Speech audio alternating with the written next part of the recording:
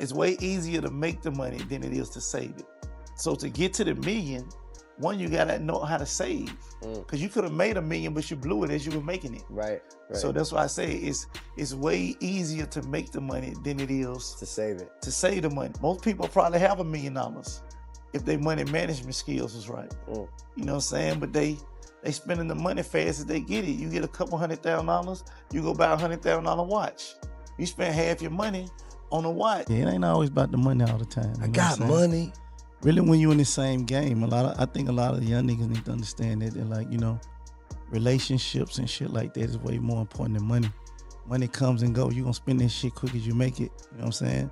The right relationship lasts forever. This is the problem, lad. A lot of the celebrities, they have a voice. They do their music. What people don't realize, when you have a beef, these are real street guys. I will still pull up and spray and do what I gotta do. You know, Big Jook, you know, he did troll young dog people. You know, y'all, he laughed. The man was, you know, telling them, I'm gonna pay y'all bill. I know y'all. So now you testing these guys' manhood.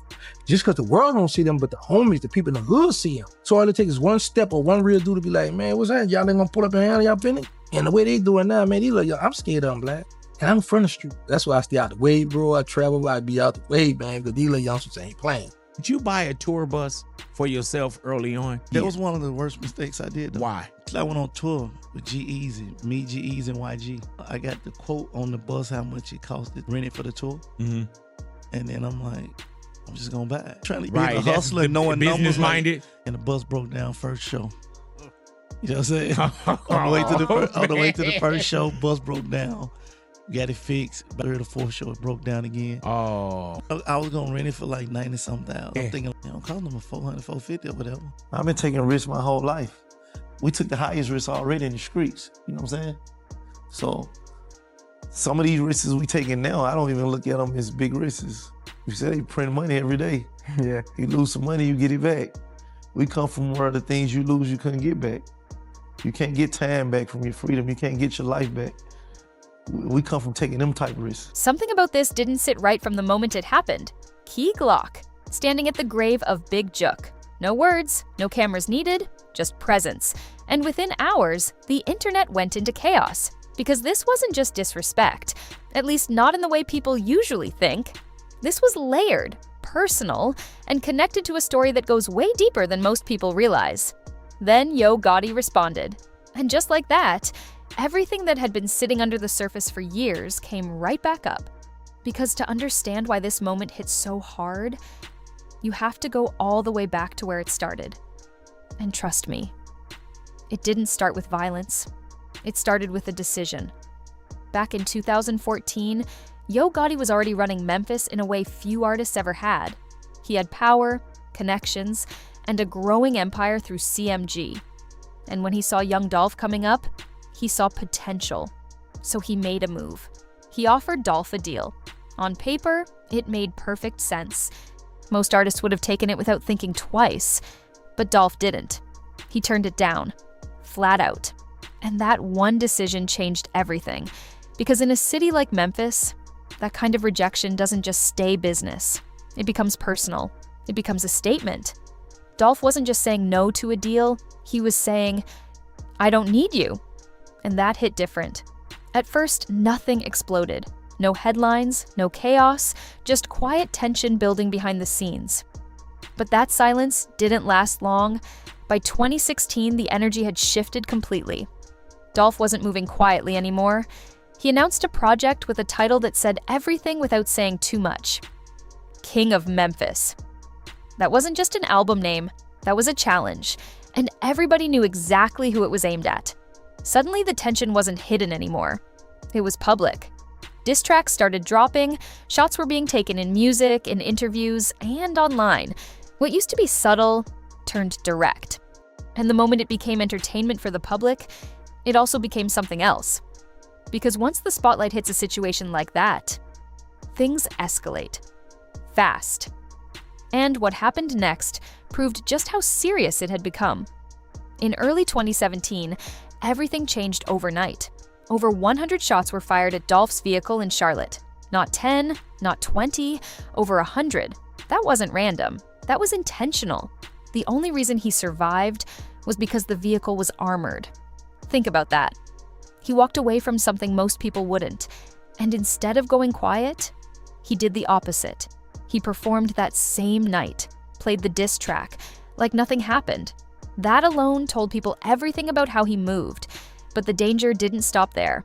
Months later, another shooting, this time in Los Angeles. And again, he survived. 2 separate attempts, same year. At that point, it stopped looking like coincidence. The streets were already connecting dots, whether officially confirmed or not. And the tension wasn't just music anymore. It was something heavier, something that couldn't just be turned off. But even then, nobody expected what would come next. November 2021 changed everything. Young Dolph returned to Memphis, doing something positive, giving back, helping his community, something he was known for. And in the middle of that, everything went left. He was gunned down in broad daylight, inside a place he had visited countless times. The news hit instantly. Shock, confusion, anger. Not just in Memphis, but everywhere. Because this wasn't just an artist. This was someone people respected beyond music.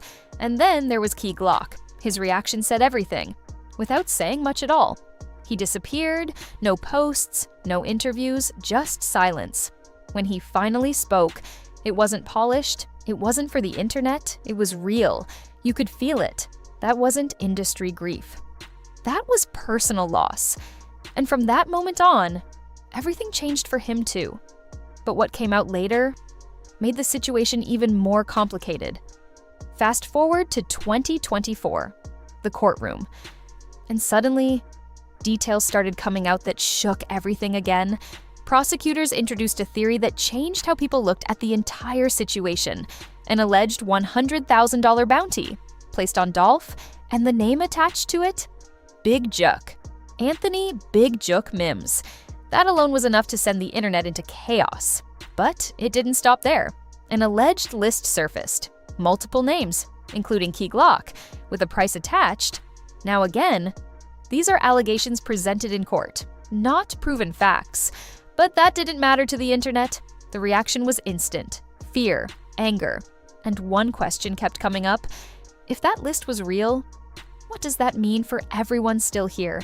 And before people could even fully process that, another twist hit. In early 2024, Big Jook was killed. Broad daylight. Public place. And just like that, another major figure tied to this entire situation was gone. No arrests, no clear answers, just more questions. And one detail stood out to a lot of people. A message he posted right before it happened, talking about watching your back, staying alert. Then, the next day, he was gone. That added a whole different energy to everything, because now, both sides had suffered major losses. And the tension, higher than ever. Then Key Glock did something that nobody saw coming. He went to the grave. No announcement, no explanation. Just showed up. And that single move split the internet in half. Some people saw it as bold, a statement without words. Others saw it as dangerous, unnecessary, even reckless, because of everything tied to that situation. That wasn't just a visit. That meant something. And then came the response. Yo Gotti didn't stay silent this time, and depending on how you interpret what he said, it could be seen in different ways. A warning, a defense of his brother, or just raw emotion. But one thing was clear. That response brought everything right back to the surface. And now, the spotlight was back on both sides. At this point, it's bigger than any one moment, bigger than one post, even bigger than one loss. This is what happens when the streets and the music industry become the same thing, when business decisions turn personal, and personal situations turn permanent. Because if you really trace it back, all of this started with a choice: independence versus alignment. Two different paths, both successful, but the tension between them, that never fully went away. And over time, it built into something nobody could control anymore. Now here we are, years later, multiple losses, ongoing cases, unanswered questions, and moments like this that remind everyone, this story isn't finished. Because at the end of the day, nobody really has all the answers yet. Cases are still open, details are still coming out. And both sides are still standing, in their own way. On one side, you've got Key Glock, still moving, still building, but carrying a weight most people can't even imagine. On the other, Yo Gotti, dealing with loss, pressure, and a narrative that keeps shifting every time new information surfaces. But the real question is, what happens next? Does this situation finally cool down? Or is this just another chapter in something that's still unfolding behind the scenes? Because if history has shown anything, moments like this don't just disappear. They build, quietly, slowly, until something else brings it all back to the surface. And right now, it feels like everything is still active. The tension, the emotions, the unanswered parts of the story, which means this could go in two completely different directions. This could be the point where things finally slow down, where both sides step back, focus on music, legacy, and moving forward. Or this could be the moment everything escalates again. One response leads to another, one move sparks the next, and before anyone realizes it, the situation is bigger than it was before. So now it's on you. Did Key Glock take it too far? Or was that move deeper than people understand? And what do you think Yo Gotti's response really meant? Because one thing is clear, people are watching closely, and whatever happens next won't go unnoticed. Because one thing is clear, this story, far from over. And if there's one thing we've learned from situations like this, it's that the next chapter usually drops when nobody expects it. So whether this cools down or turns into something even bigger, you already know we're going to be here breaking it all down every step of the way. If you made it this far, tap that like button. It helps the video reach more people who want the real story. And if you want more breakdowns like this, hit subscribe and turn on notifications so you don't miss what comes next. Drop your thoughts in the comments. I'm reading everything. Stay locked in.